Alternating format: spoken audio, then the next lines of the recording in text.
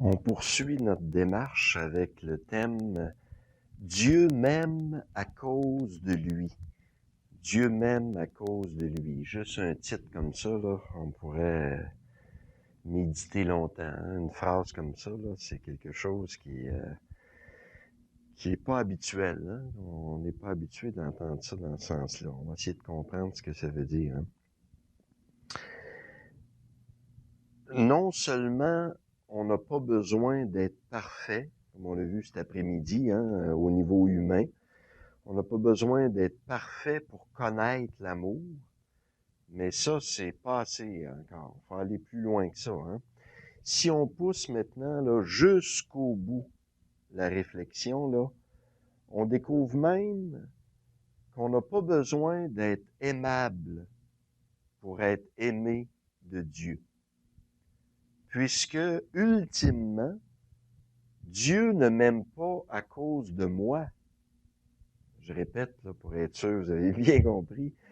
Dieu ne m'aime pas à cause de moi, mais ultimement, Dieu m'aime à cause de lui. Ça, c'est ce qui est le plus étonnant. Quand on pousse jusqu'au bout l'expérience spirituelle, là, c'est toujours de surprise en surprise. Hein? Quelle libération extraordinaire pour nous autres, ça. Toute une libération. Mais sur le coup, la première fois qu'on entend ça, ça peut être frustrant pour nous autres. Que c'est Dieu ne m'aime pas à cause de moi. Hein, on parle d'amour, il m'aime pas pour moi, à cause de moi. Et c'est frustrant, hein? Puis notre orgueil en prend pour son rhume, là, à ce moment-là. Dieu ne m'aime pas à cause de moi. Hein? Il y a une infinité de degrés dans l'expérience spirituelle. Ça finit pas. Ça. On peut toujours pousser plus loin. Hein? Il y a une infinité de degrés où, si vous voulez, dans la conscience de l'amour. On n'a jamais fini d'en prendre conscience, pas intellectuellement, mais expérientiellement, si on veut, dans nos tripes, là, en faire l'expérience. Et ici, là, je vous résume ça, là, bien brièvement, dans trois degrés, les trois principales degrés, je dirais, là, les trois étapes les plus marquantes du cheminement. Hein. Le premier degré, première étape, si vous voulez, là, que tout le monde vit à un moment donné, là, comme expérience de Dieu, c'est Dieu m'aime à cause de ce que je fais. Ça, c'est le début du cheminement spirituel. Dieu m'aime à cause de ce que je fais. Hein? Plus j'agis bien, hein, plus je suis parfaite, plus je suis aimable, dans le fond, là, puis je fais des bonnes choses, ben, plus il m'aime. Ça, c'est bien fatigant, par exemple. Cette étape-là, là, de dire qu'il faut en travailler une shot pour essayer d'aller chercher notre paye. Hein? Puis c'est à la sueur de notre front, puis hein, bon, faut en faire pas mal pour être sûr qu'on mérite l'amour. Là, hein? Puis dans le fond, si on regarde comme il faut, c'est une simple transposition du niveau humain. C'est juste une projection de ce qu'on vit, ça, au niveau humain, dans tous les domaines. Hein? On a toujours fonctionné comme ça depuis qu'on est jeune, partout dans notre famille, à l'école, partout. C'est ça qu'on a appris dans notre éducation. Hein? Si on faisait des bonnes choses, on avait une récompense, puis si on faisait des mauvais coups, on avait une punition. Fait que partout, c'est comme ça qu'on a été élevé. À l'école, c'est la même chose. On faisait un beau devoir, on avait un petit ange dans notre cahier où aujourd'hui, c'est des petits bonhommes, là. Les petits anges ont disparu. Puis, en tout cas, c'est toujours la même chose. Hein? Dans tous les secteurs, dans tous les domaines, c'est toujours la prime au mérite. Hein? Dans le fond, les Olympiques, hein, Nagano l'année passée, bon, la même chose. Hein? Si tu travailles fort, c'est quelque chose. S'entraîner des années de temps pour arriver là à juste participer aux Olympiques, c'est déjà à être sélectionné pour participer là, c'est déjà une récompense, je dirais là. Puis d'essayer de pousser là à une compétition internationale, la médaille de bronze, médaille d'or, médaille d'argent, puis médaille d'or, hein, aller au sommet comme ça. Dans les arts, c'est la même chose. Les artistes, hein, en musique, bon, le piano, il y a des concours de piano, celui qui pianote le mieux va avoir une récompense en patin artistique dans tous les domaines, au travail, encore une fois. Ça a toujours été à mode, ça, la prime au mérite. Hein? Si tu travailles plus, si tu travailles mieux, tu vas avoir une augmentation, puis toujours. Bon. Il faut atteindre l'excellence, la performance. C'est très bien à remarquer au niveau humain, là. Pour l'apprentissage aussi, comme méthode d'apprentissage, ça peut être excellent, hein, pour nous stimuler comme un stimulus, là, c'est parfait. Hein. Mais le problème, c'est qu'on a transposé ça au niveau de l'amour. Là, c'est là qu'on fait une erreur. Là. Et pire que ça, on a transposé ces schèmes-là au niveau de Dieu. Oups, là, on fait une méchante erreur. Là, on est à côté de la traque. Hein. Mais c'est ça. À cet âge-là de la vie spirituelle, là, on vit ça, là. Dieu m'aime à cause de ce que je fais. À cause de ce que je fais. Ah.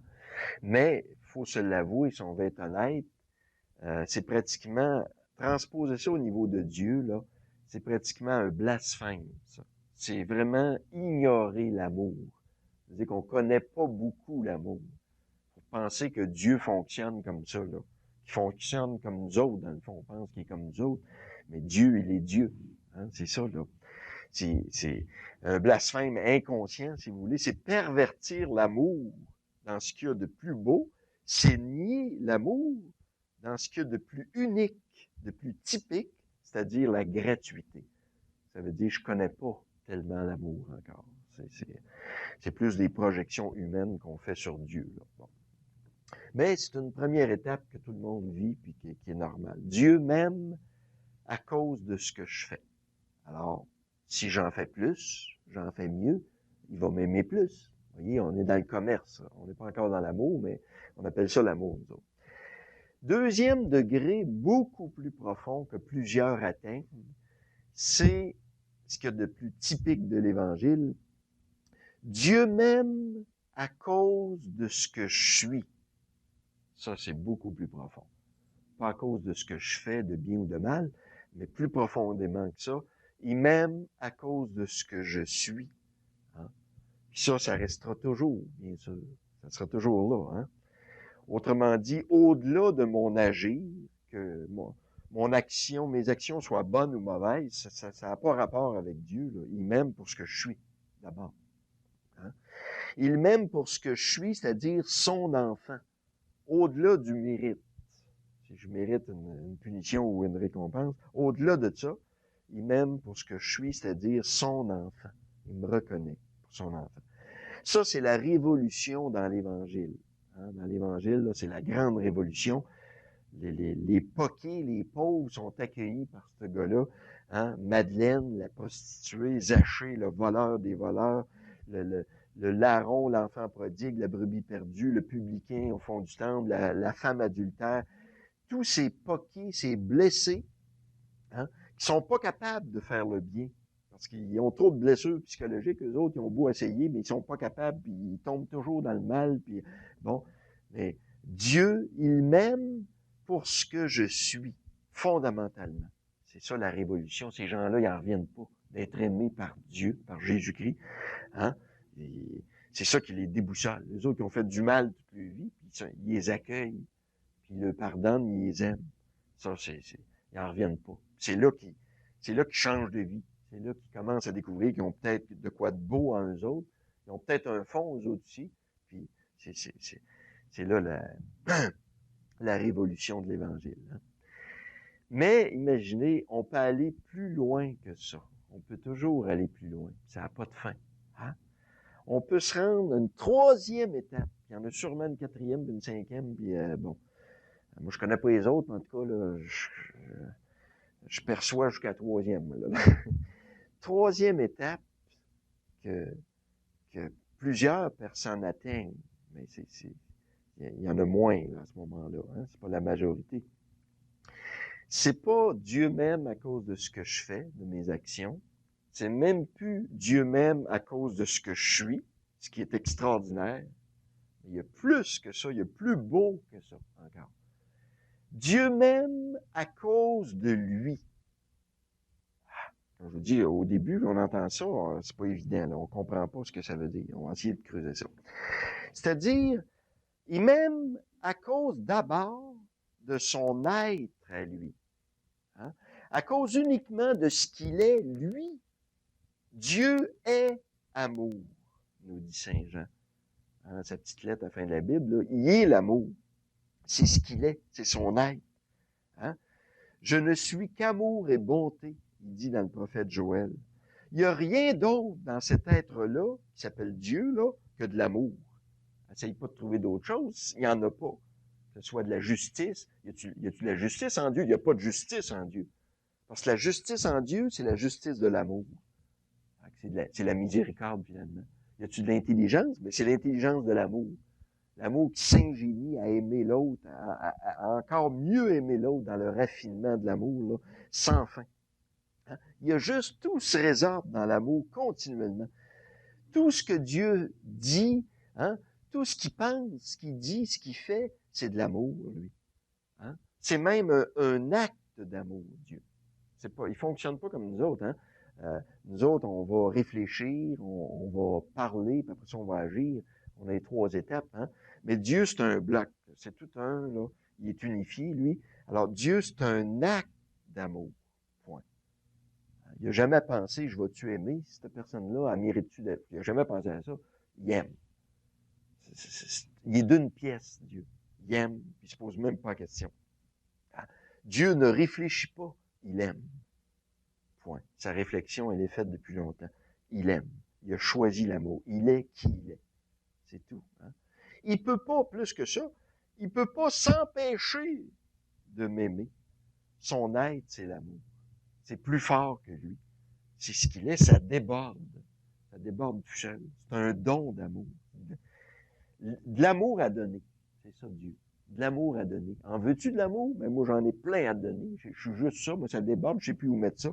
J'ai de l'amour à donner. C'est ça, Dieu. Là, faire l'expérience de ça, le moindrement, là, c'est le retournement complet vers l'amour. C'est là la conversion, le mot prend tout son sens.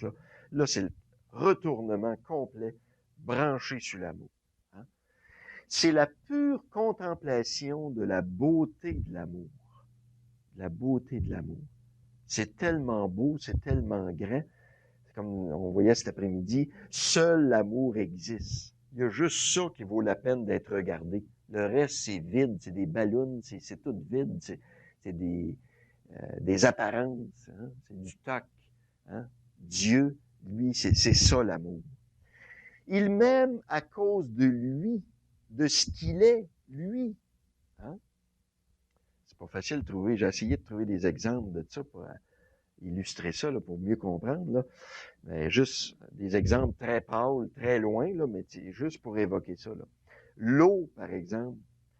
L'eau, elle désaltère, pas d'abord à cause de ma soif, mais à cause de ce qu'elle est. Si l'eau était pas de l'eau, elle pourrait pas me désaltérer. C'est ça, là. Même si j'aurais beau avoir soif tant que je voudrais, si l'eau était pas de l'eau, elle pourrait pas me désaltérer. La nourriture, hein, nourrit pas d'abord à cause de ma faim, hein, à cause de ce qu'elle est. Si la nourriture était pas ce qu'elle est, de la nourriture, j'aurais beau avoir faim tant que je voudrais, elle pourra jamais me nourrir. Hein? Ça, c'est le premier principe. D'abord, c'est l'être. Hein? C'est ça l'ontologie, là. L'être. Hein? Tout part de là. Eh bien, Dieu m'aime à cause de lui, d'abord. C'est sa nature même. Il est l'amour, nous dit Saint Jean. Il est l'amour. C'est ce qu'il est. Hein? Bon. Et comme conséquence magnifique de ça, hein, il y a plusieurs conséquences de ça. Hein? Ce qui est magnifique, là, c'est que, par exemple, quand Dieu me regarde, ou regarde n'importe quel être humain, là, quand Dieu me regarde, lui, là, il ne voit que la beauté. Il voit juste ce qui est beau en moi. Hein? Tout est pur pour qui est pur, disait Isaac le Syrien, un moine du désert. Hein? Tout est beau pour qui est beau. Tout est amour pour qui est amour. C'est comme ça. Il ne voit que de l'amour, lui, partout. Il voit juste la beauté. Parce qu'il est ça. Voyez? Hein? Quand il m'écoute, il n'entend que la bonté. Juste un exemple au niveau humain. Vous avez sûrement déjà rencontré des gens, là, à un moment donné, il y a un groupe là, de personnes qui placotent, là, bon, etc. Puis à un moment donné, oh, ça se met à critiquer un tel ou une telle. Ah, c'est épouvantable, elle a tel défaut, puis puis bon. Puis à un moment donné, des fois, on voit ça d'un groupe, puis quelqu'un là, qui a ce don-là, là, de toujours relever ce qu'il y a de beau, de bon dans une personne. Hein? Quelqu'un qui va arriver, qui va dire, oui, mais gars, il y a ça aussi. Gars, ça, elle a-tu cette qualité-là? Hein? C'est-tu beau dans ce... On dirait qu'elle est branchée là-dessus, là, puis elle voit pas le reste. Même des humains, des fois, on voit ça. Des gens qui sont proches de leur fond comme ça, là, ils sont proches de ce qu'il y a de beau puis de bon en eux autres, puis ont ce don-là d'aller chercher ce qu'il y a de beau et de bon dans les autres. Automatiquement, c'est comme ça. Fait imaginez-vous Dieu, qui est la bonté en personne, là. Hein, il fonctionne juste comme ça. Quand il me scrute, Dieu, il ne connaît que mon fond. Lui, il vit juste là. Il est un fond sur deux pattes, là, si vous voulez. Là. Il ne vit que ça. Là. Fait que lui, quand Dieu me scrute, quand on dit ça dans les Écritures, là, hein, c'est direct au fond. Le regard de Dieu, ça perce l'écorce, là, puis c'est direct au fond. Il voit tout de suite ce qu'il y a de beau, là, puis il tripe là-dessus, puis il est fasciné par ça, puis il est en contemplation de ça, lui. Il n'y a pas de temps à perdre avec ce qui est pas beau, là. Il n'est pas comme nous autres, Dieu. Pas de temps à perdre avec ça. Lui, il est branché sur le beau parce qu'il est beau. Il a conscience de sa beauté. Quand il me touche, il éveille la tendresse en moi. Il est la tendresse incarnée, Dieu. Fait que, automatiquement, il éveille ça en moi. Hein. Quand il s'approche, il m'enveloppe de son amour. Hein. Dieu est contagieux. Il est contagieux, Dieu, plus que le sida. On a peur du sida des fois, là, mais il est bien plus contagieux que le sida. Hein. Toute personne, n'importe qui s'approche de cet être-là qui s'appelle Dieu, là, attrape, je dirais, le virus de l'amour, hein, automatiquement. Hein. Aussitôt que quelqu'un s'approche de lui, là, on attrape le virus de l'amour, puis là, on risque de devenir nous-mêmes à ce moment-là. Hein. C'est un grand risque, ça. Hein. Son amour à Dieu est totalement indépendant de mes performances à moi et même à la limite de ce que je suis. Parce qu'il m'aime foncièrement d'abord à cause de lui, hein, de ce qu'il est lui. Il est sa propre cause, si vous voulez. Ne cherchez pas une autre cause à l'amour, une autre raison à l'amour. Il est sa propre cause. Il m'aime parce qu'il est l'amour. C'est l'unité parfaite, si vous voulez. Là. On ne peut pas aller plus loin que ça. Et parce qu'il est l'amour, il ne peut s'empêcher de m'aimer. Il ne peut pas s'empêcher de m'aimer. C'est plus fort que lui. Hein? Il ne peut pas se retenir. C'est plus que ça. C'est même une question de vie ou de mort pour lui.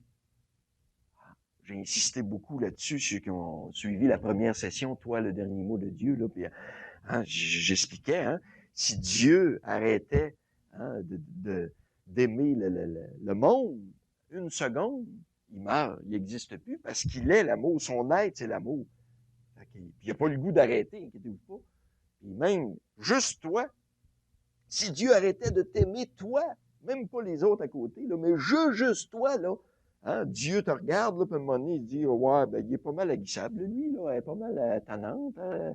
Bon, ben, je t'en ai de l'aimer, il pardonner tout le temps, là, puis je prends un petit break après-midi, là, je me repose, bon. Hein, Dieu raisonnerait comme ça, puis il arrêtait un petit break de t'aimer, là, il meurt.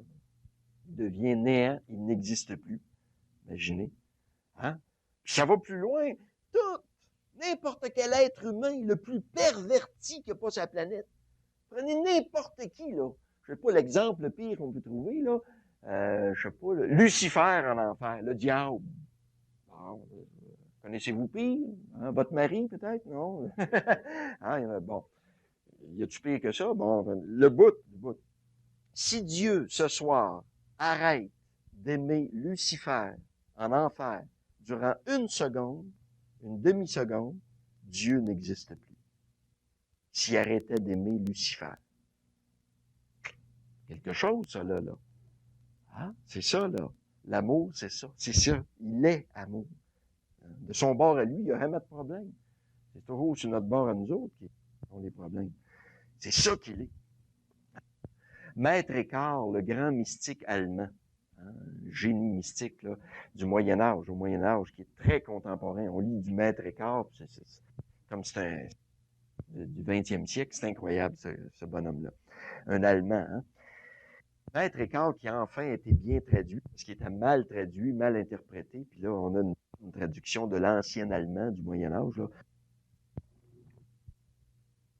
Il y a eu des disciples, Tolaire, Suzeau, Henri Suzeau, Thérèse de Lisieux s'est beaucoup nourri de Henri Suzeau, qui est un disciple de loin de Maître Eckhart. Hein. C'est toute la mystique allemande là, qui est extraordinaire. Hein. Ben, Maître Eckhart, dans son raisonnement, il dit ceci. Hein. Il dit, il avait tellement une expérience profonde de l'amour de Dieu, là, ce gars-là, c'était du vécu, là. C'était pas juste de la théorie, là. Il l'avait expérimenté. Hein. Fait qu'il disait ceci. Je ne veux jamais remercier Dieu de m'aimer, parce qu'il n'a pas le choix. C'est sa nature. Hein? Bon. Il n'a pas le choix de m'aimer. C'est sa nature à lui. S'il arrête de m'aimer, il meurt. Je ne veux jamais remercier Dieu de m'aimer. Hein? Je veux le remercier que dans sa bonté, il ne puisse s'empêcher de m'aimer. Une clarification très subtile, là. Hein? Dieu, l'amour, c'est une source, un fleuve, une mer d'amour, Dieu, qui déborde de tous bords, tous côtés, continuellement. Ça n'arrête pas. Une source, c'est ça. Une fontaine, là, ça n'arrête pas. Hein? On touche ici le fond, l'essence même, la substance de l'amour. Je vous parlais ce matin, là, le propre, ce qui est typique, là, de plus typique là, dans le mille là, de ce qu'est l'amour, là, la gratuité. La gratuité de l'être. La pure gratuité absolue, infinie puis éternelle. C'est ce qu'il y a de plus typique, de plus original, de plus pur dans l'amour. La gratuité. L'amour, elle est la gratuité. Encore une fois, là, s'il n'est pas gratuit en soi, il n'est pas. C'est aussi radical que ça, là. Il n'y a pas de compromis là-dedans. Là. Hein? S'il n'est pas gratuit en soi, il n'est pas. Il n'existe plus. S'il n'est pas gratuit et que ça, il ne serait plus. L'amour aime sans motif aucun. L'amour aime sans raison. Ça, c'est reposant. Et que c'est reposant, ça. Même pas besoin d'avoir de raison pour aimer. Il aime parce qu'il est. Hein? Il est ça. Il aime sans logique. Il n'y a pas de logique dans l'amour. Ou, si vous voulez, il y a juste la logique de l'amour, qui est une autre logique complètement folle à nos yeux. Là. Pour nous autres, ce qui est folie et sagesse de Dieu, comme dit Saint Paul. Hein? Il aime sans condition, sans prérequis, sans mérite. Tu le mérites-tu? Tu ne mérites pas? Ça, c'est humain. Ça n'a rien à voir avec Dieu. Il aime, lui. Il est branché. Il aime, ceux qui ont des ordinateurs vont me comprendre, là. Dieu, il aime par défaut. Hein? Un ordinateur, quand tu l'allumes, il fait toujours les mêmes fonctions. On fait les mêmes affaires, tu payes sur le même piton, puis il va faire. Il obéit, il a été programmé là, pour ça. Bon. Alors, on dit, il donne tel type de caractère ou telle chose par défaut, hein, parce qu'il a été programmé pour. Ben, c'est comme si Dieu avait été programmé pour aimer, si on veut, là. Hein? Il aime par défaut. Hein? C'est drôle à dire, là, mais c'est ça. Il aime pour aimer. C'est sa joie, ça. Aimer. C'est ce qu'il est. L'amour aime parce qu'il est. L'amour est beau parce qu'il est. Il est bon parce qu'il est. L'amour est l'amour. L'amour est l'amour. Quelle liberté extraordinaire, ça. La liberté de l'être. La seule liberté qui soit vraie. Nous autres, on parle de liberté. On en parle beaucoup de liberté dans notre monde, notre société. On se paye beaucoup de mots. Hein? On ne sait pas c'est quoi, nous autres, la liberté. Tant qu'un être n'est pas noyé dans l'amour, il ne sait pas c'est quoi être libre. Être libre, c'est aimer. C'est pas autre chose que ça. Il faut être dans l'amour, par-dessus ses oreilles, pour dire je suis libre, là. Hein? C'est ça. La seule liberté. Et, comme conséquence, quelle libération pour nous autres! Avez-vous pensé à ça? Le fait que Dieu soit amour, et que ça, là, c'est toute une libération pour nous autres, ça.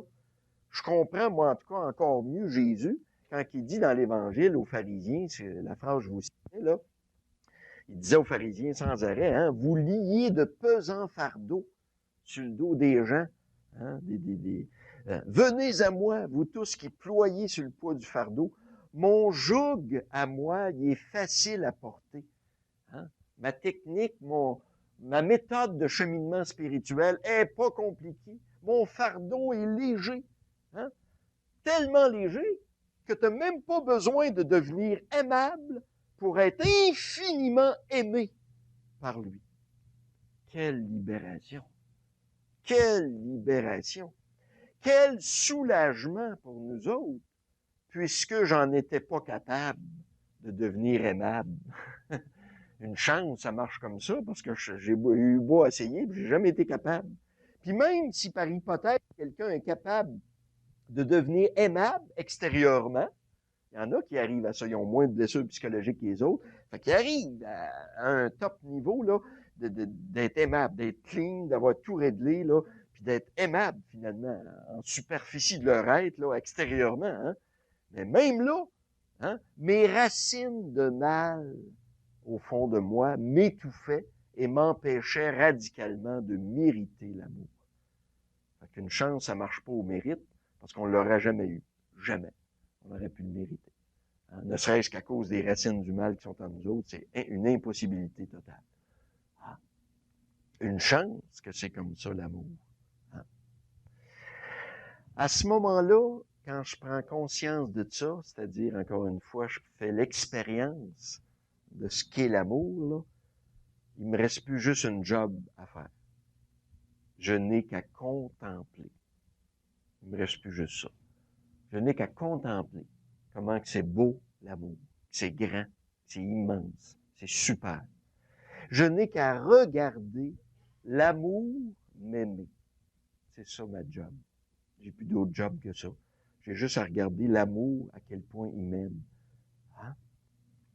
Je n'ai qu'à admirer la beauté sans nom de l'amour. Sans nom de l'amour. Qui m'aime, encore une fois, sans raison. Hein? Je n'ai qu'à contempler l'amour pour ce qu'il est, lui. Lui. C'est là toute ma joie. Toute ma joie. L'amour existe, cela suffit, disait François d'Assise à la fin de sa vie, hein, où il s'était dépouillé même de sa communauté, parce que sa communauté était dirigée par d'autres à ce moment-là, puis il avait pris des tangentes que François ne voulait pas à l'origine, puis tout ce qu'il voulait pas arrivait, puis etc., puis il voyait que ça déviait déjà de son vivant, puis il est devenu ermite en silence à la fin de sa vie, puis il avait juste une phrase à la bouche, pour ceux qui voulaient l'entendre, « L'amour existe, cela suffit. Dieu est, cela suffit. Le reste, je suis pas inquiet.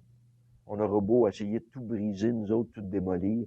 L'amour va réussir à tout rebâtir, faire de quoi d'encore mieux que ce qu'il y avait là avant. On n'arrivera pas à bout de l'amour. C'est l'amour qui va avoir le dernier mot. Je ne m'inquiète plus de rien. Pourquoi je m'inquiéterais de quoi que ce soit? L'amour existe, cela suffit. C'est tout. C'est tout ce qui est important.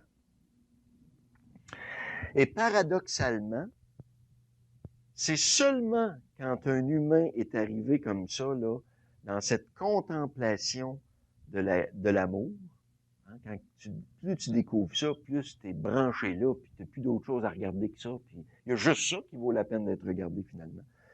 Hein, quelqu'un qui est branché là, dans cette contemplation de la gratuité absolue de l'amour, hein, C'est juste là que l'être humain devient capable d'accomplir le plus grand acte d'héroïsme qui existe. Je ne sais pas si vous savez c'est quoi. Au niveau spirituel, bien sûr, là, le plus grand acte d'héroïsme qu'un humain peut atteindre sur cette terre, là, c'est se pardonner à soi-même. Ça, c'est étonnant. Ça, c'est très, très étonnant. Hein? Pas pardonner aux autres. Ça, là, c'est le top. Le plus grand acte d'héroïsme qu'un humain peut atteindre, c'est se pardonner à soi-même. Eh mon Dieu. Là, je vais vous dire des choses là, que je ne pas, là, mais je vous les dis. C'est plus facile de pardonner à un monstre, OK? Un monstre, supposons, là, qui a perverti et tué mon enfant. C'est quelque chose, ça, là. Supposons que tu as un enfant, là. Bon, ceux qui n'en ont pas, puis ceux qui en ont. Ici, des enfants, là, bon, imagine ton enfant, là, celui que tu aimes le mieux dans la gang, peut-être, là, je sais pas, là. Puis il a été enlevé, séquestré, puis torturé durant des journées entières par un monstre, un malade, là, puis qui l'a fini par le tuer, le torturer, le tuer, là. Hein? Pardonner à celui qui a fait ça, là, c'est plus facile que de se pardonner à soi-même. Là, je suis sûr que vous ne me croyez pas, mais je vous le dis quand même. C'est la réalité. C'est ça. Pardonner aux autres, c'est rien, entre guillemets, bien sûr, là. C'est rien à côté de me pardonner à moi-même. Ça, c'est quelque chose, ça. Puis là, ici, il faut bien se comprendre, là. Je parle pas, là, au niveau psychologique, là. Hein? Au niveau psychologique, je parle au niveau spirituel. C'est deux niveaux très différents.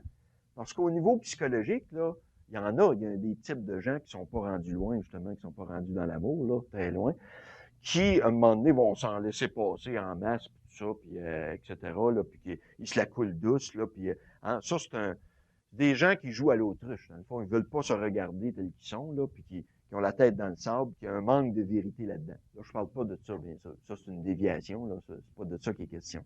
Je parle au niveau spirituel, en profondeur. Quelqu'un qui a une connaissance profonde de ce qui l'habite, à tous les niveaux, là, tous les étages, là. Hein, puis qui arrive à se pardonner. Ça, c'est un défi gigantesque. Hein?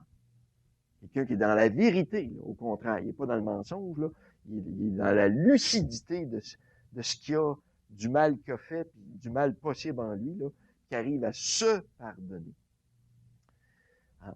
Me pardonner jusqu'aux racines. Ça, c'est autre chose. Ça, c'est héroïque. Héroïque. Quelqu'un qui atteint ça, il est prêt à mourir tout de suite après. Se pardonner, me pardonner à moi-même est ce qu'il y a de plus difficile au monde. C'est héroïque, encore une fois. C'est surhumain. C'est pas humain, ça, me pardonner. Pourtant, j'ajoute ceci, en même temps, c'est fait pour les enfants. C'est ça qui est le plus étonnant toujours. Un petit enfant, là, il a cette capacité, là, héroïque. C'est facile pour lui.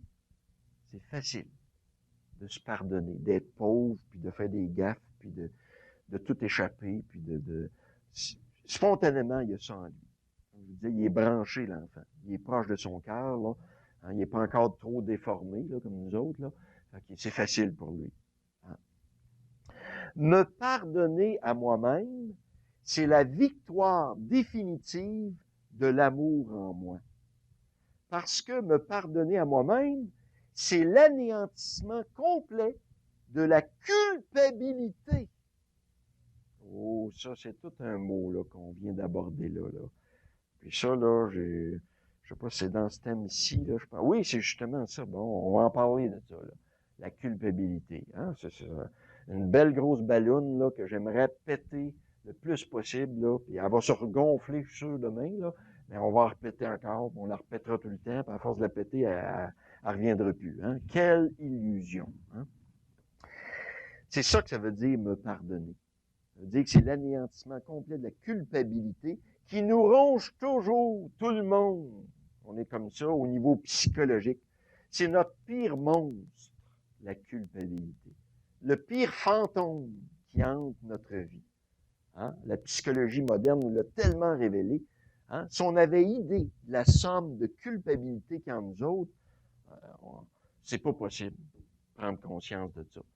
Tout ce que ça nous fait faire ou pas faire, la culpabilité, c'est inimaginable.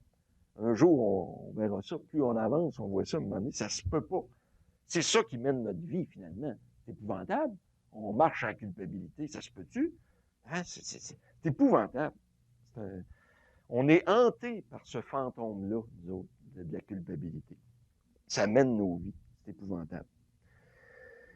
Se pardonner, ça suppose nécessairement avoir fait l'expérience la plus profonde qu'on peut vivre au niveau spirituel, c'est-à-dire d'être aimé gratuitement.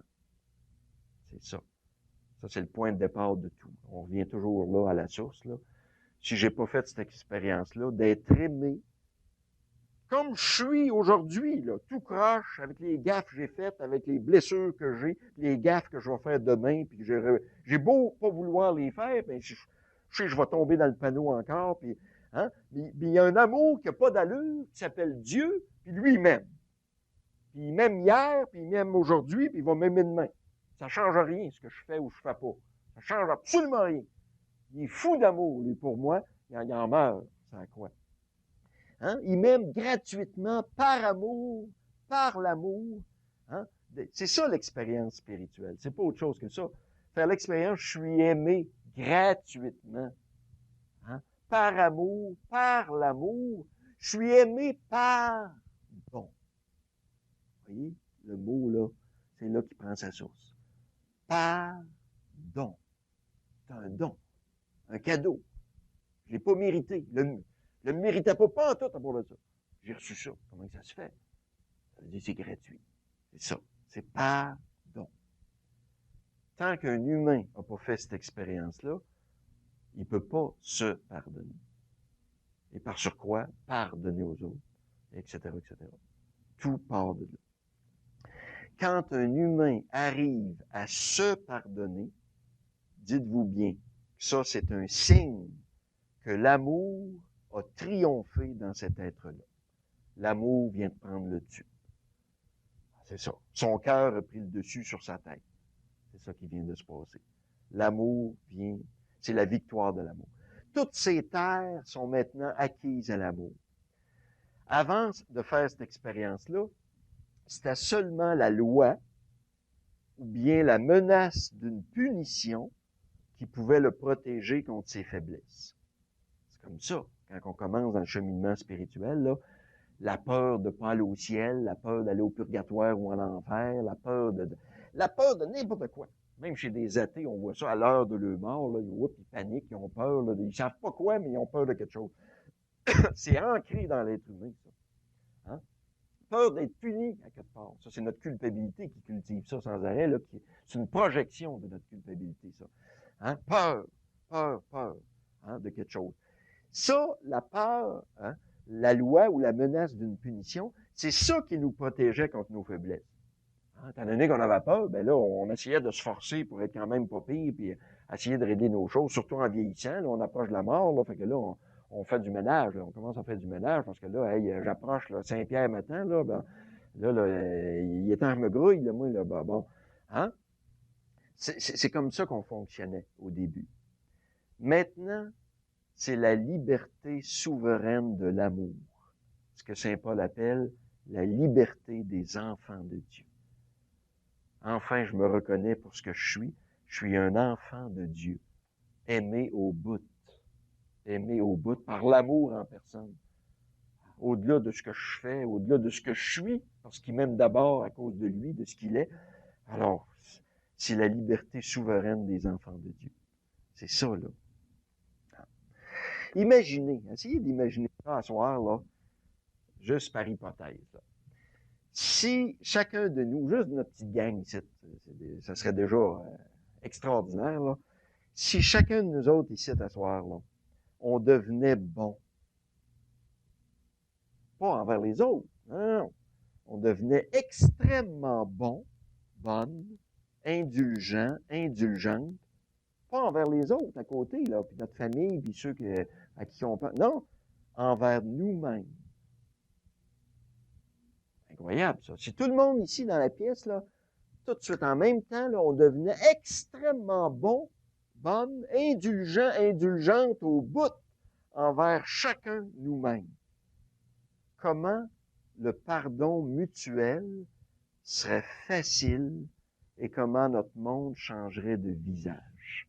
On n'a pas idée. Si ce soir, chacun de nous, là, on devenait super bon envers nous autres mêmes, là, hein? Puis si tous les êtres humains sur la planète, dans toute la ville de Chicoutimi d'abord, là, toute la province de Québec, puis tout le Canada, puis toute l'Amérique, puis toute la planète, puis la galaxie, là, hein? Si on devenait bon envers nous-mêmes, chacun envers lui-même, là, comment se pardonner, là, serait un jeu d'enfant, un plaisir. Hein? Vous savez, le pardon qu'on donne aux autres qui nous ont fait mal, là, c'est seulement une projection du pardon qu'on s'est donné à soi-même.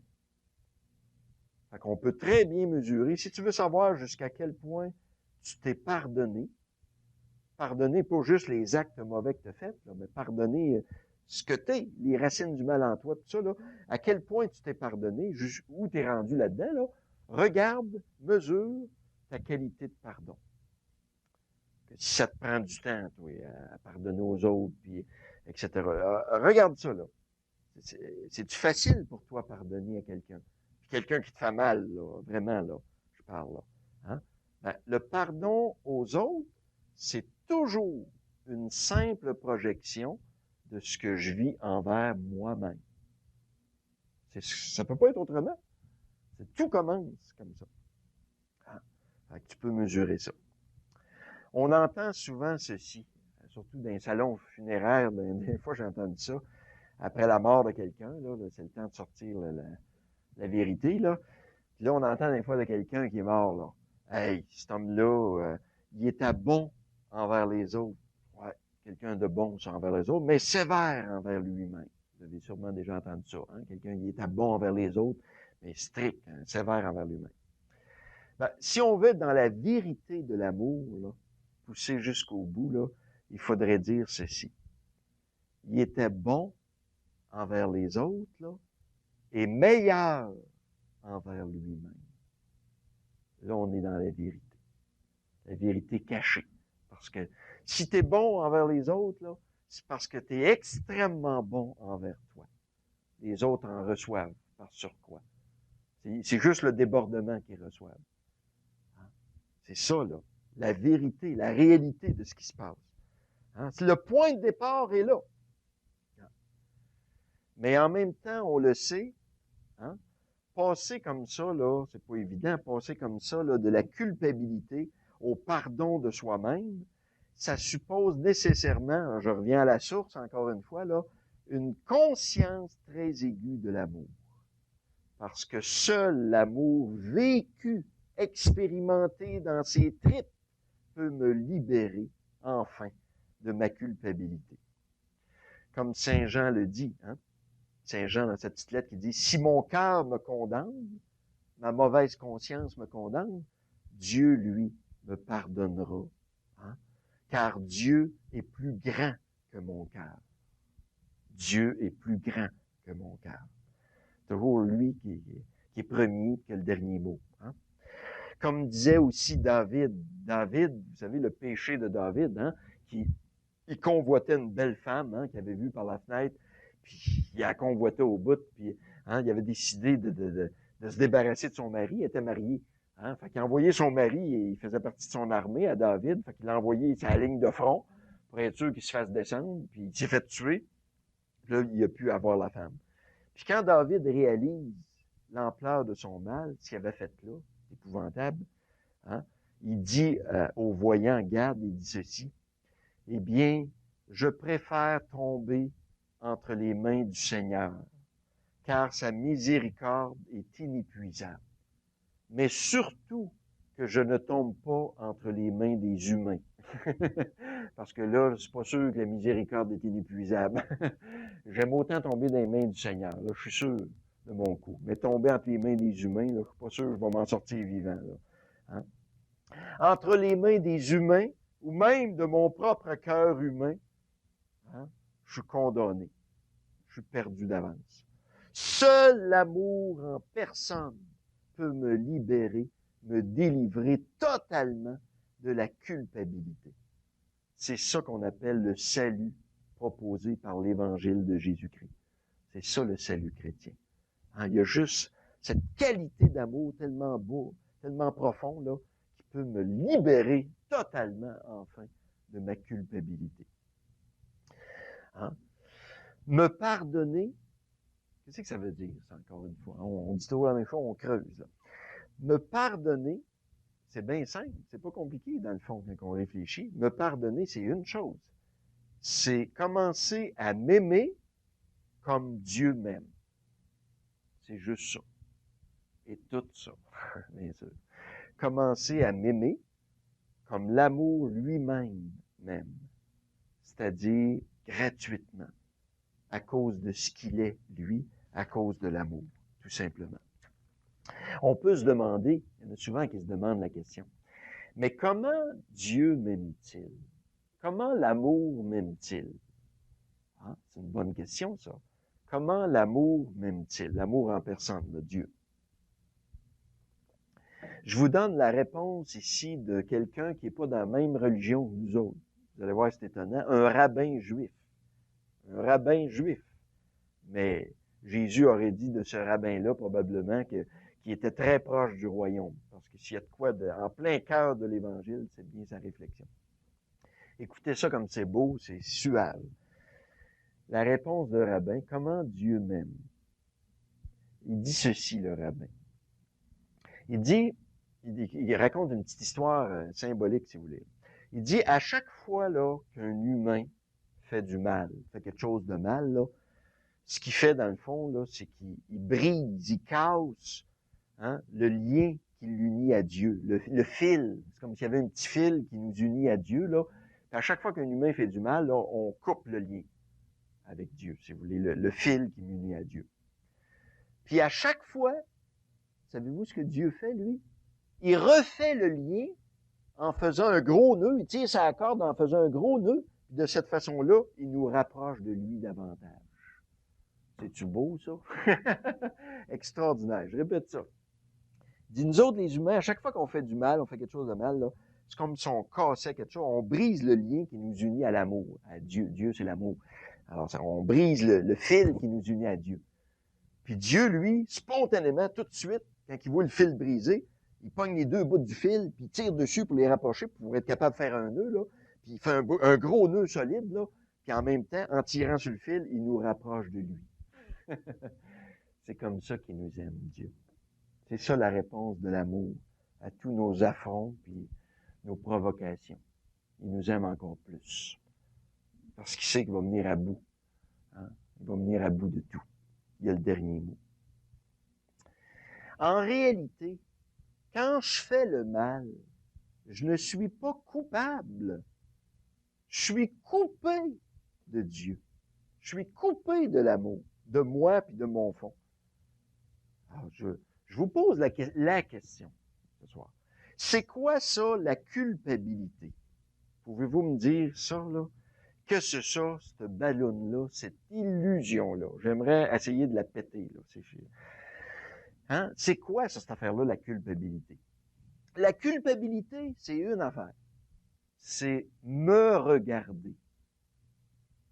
C'est ça, la culpabilité. C'est de perdre mon temps. C'est je me regarde. C'est se regarder, c'est-à-dire le mal que j'ai fait. Le fil y est brisé. J'ai encore brisé le fil. Au lieu de regarder Dieu, lui, il va à peine d'être regardé, qui est en train de réparer le fil, réparer l'amour. C'est ça, là. On perd notre temps à regarder. Oh, j'ai encore fait ça. Je suis épouvantable. J'ai pas d'allure. Regarde ce que j'ai fait. J'ai brisé le fil. Puis, c'est me regarder, au lieu de regarder uniquement l'amour, qui, lui, a pas de temps à perdre hein, à se culpabiliser ou à quoi que ce soit, là, hein, à nourrir ça. Lui, il a juste du temps pour rebâtir, puis recréer, puis refaire, puis hein, regarder l'amour qui refait le lien en faisant un gros nœud puis en me rapprochant de lui. Ça va à peine d'être regardé. En fait, la culpabilité n'a aucune raison d'être. Vous m'entendez bien, là? Je répète ça. La culpabilité, sous toutes ses formes, n'a aucune raison d'être quand on se situe dans la vérité de l'amour. Quand on est dans l'amour, ça n'existe plus, ça. Quand on est dans la vérité de l'amour, ça n'a pas de raison d'être, ça, la culpabilité. Je vous pose une série de questions ici, là, pour décanter ça, cette ballonne-là, si on peut la péter, là. Est-ce qu'un petit bourgeon, avez-vous déjà vu ça, vous autres, un petit bourgeon au printemps, là, tout petit, là? Hein? Avez-vous déjà vu un petit bourgeon se sentir coupable de ne pas être encore ouvert et épanoui? J'ai jamais vu ça. J'ai jamais vu ça, moi, un petit bourgeon, là, de ne pas être encore une fleur ou une feuille ou je sais pas trop quoi, là. Ben non! Il est rendu là dans sa croissance, puis quand ça va être le temps, il va ouvrir. Il n'a pas à se sentir coupable de ne pas être ouvert encore. Ben voyons donc, il est en pleine croissance. Bon, c'est le soleil, la chaleur, puis c'est ça qui va faire qu'il va s'ouvrir. Bon, alors il n'y a pas à se sentir coupable de ne pas être encore ouvert, même si l'autre à côté est ouvert. Hein? Bon. Est-ce qu'une fleur de pommier se sent coupable de perdre ses pétales à un moment donné? J'ai jamais vu ça. Une fleur de pommier, là, c'est bien beau, puis ça sent bon, mais à un moment donné, les pétales tombent, là. J'ai jamais vu ça, une petite fleur de pommier qui se sent coupable d'avoir perdu ses pétales. Ben non. Parce que c'est la petite pomme, on voit ça en botanique, c'est la petite pomme là, qui est en dessous, là, qui pousse, qui fait tomber les pétales. Elle n'a pas à se sentir coupable de perdre ses pétales pour devenir une pomme. Elle passe à une autre étape. C'est sa croissance. Hein? Est-ce qu'une petite pomme verte, foncée, là, une petite pomme verte, là, surette, là, au bout, là, hein, une petite pomme verte, là, elle a à se sentir coupable de ne pas être une belle grosse pomme rouge, juteuse, puis sucrée au bout, puis hein, pleine ben non, elle est rendue là. Elle n'a pas à se culpabiliser d'être juste verte, puis surette au bout. Elle n'a pas à se culpabiliser de rien de ça. Elle est rendue là dans sa croissance. Ça viendra en son temps. Est-ce qu'un petit enfant de 8 mois, par exemple, se sent coupable de tomber quand il apprend à marcher? Vous avez déjà vu ça? Petit enfant qui se sent coupable. Oh, j'ai encore tombé. Hey, j'ai pas d'allure, moi. Ben non. Hein? Il rit, il part à rire, puis il se relève. C'est ça. Est-ce qu'un petit enfant de 8 mois se sent coupable de se salir, hein, quand il est en train de manger, et de salir toute sa bavette, puis en répandre partout? Ou bien un petit enfant comme ça se sent coupable de faire pipi puis caca dans sa couche? Ben voyons donc. Il est rendu à cet âge-là. Il n'a pas à se sentir coupable de quoi que ce soit. Il est en train de faire son apprentissage de la propreté, tout ça, mais il n'est pas rendu là. Il est en train de l'apprendre. Bon. Mais nous autres, là, on est des enfants dans l'amour. On est des petits-enfants dans l'amour. On est en train d'apprendre ça, l'amour. On ne sait pas c'est quoi aimer. On ne peut pas le savoir avant de l'apprendre. On est en train de l'apprendre. Qu'est-ce qu'on a à se culpabiliser de ne pas le savoir tout puis de ne pas aimer d'une façon parfaite? On est en train de l'apprendre. Puis quand on tombe, on est tout croche, on reste écrasé. Ah, j'ai pas d'allure, moi, là. Puis on est là écrasé. Ben voyons donc. Qu'est-ce qu'on fait quand on tombe? On se relève. C'est juste ça qu'il y a à faire. Je suis en train de l'apprendre. Mais quand je l'aurai appris, je vais le savoir, c'est quoi. À ce moment-là, je tomberai plus. Mais je ne le sais pas, c'est quoi. Alors, je l'apprends, puis je tombe, puis je l'apprends, puis je tombe. Puis c'est normal. Ça peut pas être autrement. Que c'est ça, la culpabilité. Que c'est ça, la culpabilité. Que ça a à faire dans notre vie, ça. Ça n'a pas rapport. Les jeunes diraient, ça n'a pas rap. Hein? La culpabilité, voyons donc. C'est une balloune, c'est une illusion. Es-tu coupable? Poussons plus loin, là. Es-tu coupable? Je te pose la question, là. C'est-tu ta faute, toi, là, si tu as des blessures psychologiques? Y a-tu quelqu'un ici, à soir, là, qui a désiré ardemment depuis sa jeunesse, là, être poqué? Hein? Que les autres, que son père, là, il donne des blessures, puis sa mère, puis son professeur, puis son voisin, puis son oncle, puis y a-tu quelqu'un qui a voulu les blessures qu'il a? Y a-tu quelqu'un ici qui les a voulu, ces blessures? Qui a désiré ça ardemment, être blessé? Ben voyons donc. Ça vient-tu de toi, tes blessures? Ben voyons donc. Que c'est ça, la culpabilité. Es-tu coupable? Poussons plus loin. On peut accuser un autre. Ah, ben, c'est la faute à mon père, c'est la faute à ma mère. Mais tu peux remonter loin comme ça, là. Es-tu coupable des blessures de tes parents, à cause que tes parents avaient des blessures? Es-tu coupable que le parent à tes parents, il y avait des blessures, tes grands-parents? Puis l'arrière-grand-parent, puis tout le temps comme ça, là, tu peux remonter très loin. Hein? Es-tu coupable de ça? C'est-tu de ta faute s'il y avait toutes des blessures, eux autres? Puis ils ont transmis ça de génération en génération, puis toi, t'es le dernier de la ligne à date, là. T'as hérité de ça, puis t'es en train de les transmettre à tes enfants, puis veux pas, tu voudrais pas, puis c'est-tu de ta faute, ça? Ben voyons donc. Hein? Es-tu coupable de ton hérédité? Es-tu coupable de ton hérédité?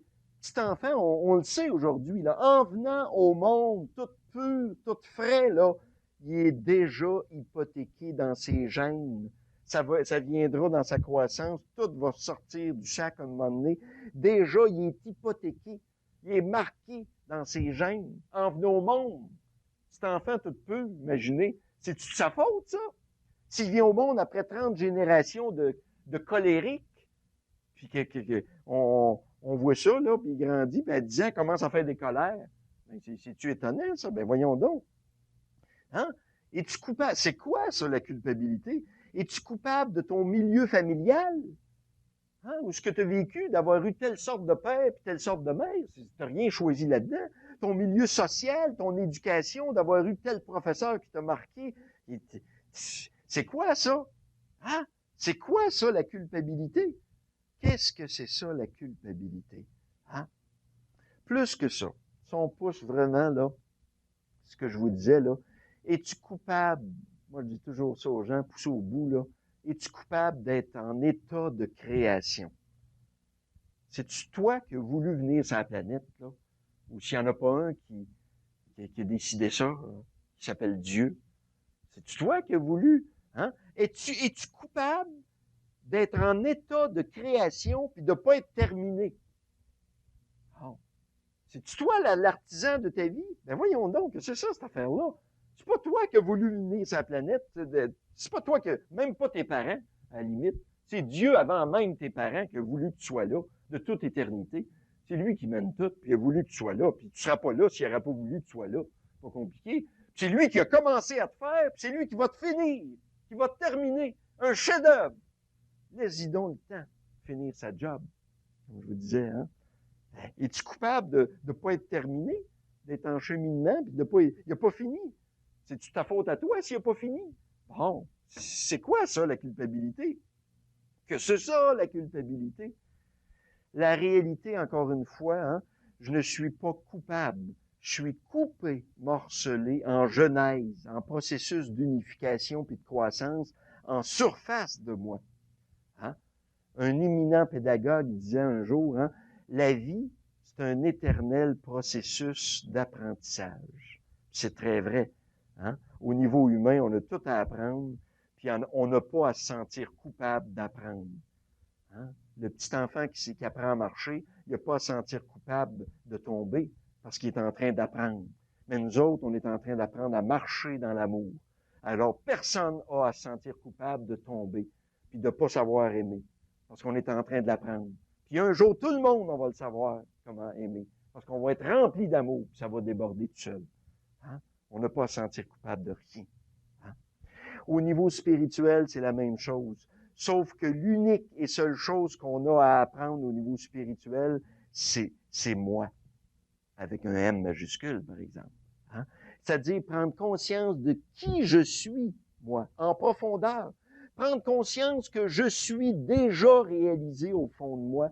Prendre conscience de mon identité profonde, de mon être éternel. Hein? Puis j'ai pas à me culpabiliser non plus de m'ignorer encore. J'ai pas à me culpabiliser de pas connaître mon moi profond. Hein? Hein? De pas me connaître en profondeur. J'ai pas à me culpabiliser de ça. Hein? J'ai même pas à me culpabiliser de faire le mal, hein? que, que je veux pas faire. Hein? C'est-à-dire, attendez, la phrase de Saint Paul, là, il me rappelait, là, de faire le mal que je voudrais pas faire, puis pas faire le bien que je voudrais. Hein? J'ai même pas. Et plus que ça va loin, là.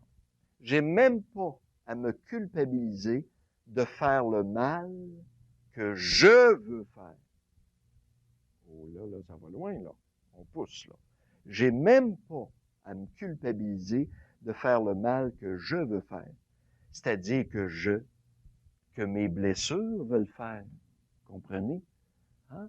Quand on dit je, le mal, tant qu'il y a du mal à quelque part, là, t'as juste à gratter le moindrement, là, qu'est-ce qu'il y a en dessous de ça? C'est une blessure! Ça vient toujours d'une blessure. Toujours, toujours, toujours, toujours une blessure. Hein? Du mal conscient, choisi lucidement, c'est très rare, ça. Sinon, jamais. C'est toujours une blessure qui est en dessous de ça, tout le temps. Hein? Anciennement, on voyait des péchés mortels partout. Connaissez-vous quelqu'un qui en a déjà fait un péché mortel, vous autres? Je n'ai jamais rencontré, moi. Jamais. Hein? Quelqu'un qui, lucidement, hein, au-delà de ses blessures, a décidé de faire du mal. J'ai jamais vu ça. Jamais. Hein? C'est théorique, ça. C'est théorique. Hein? Je n'ai jamais rencontré. J'ai jamais rencontré ça, moi.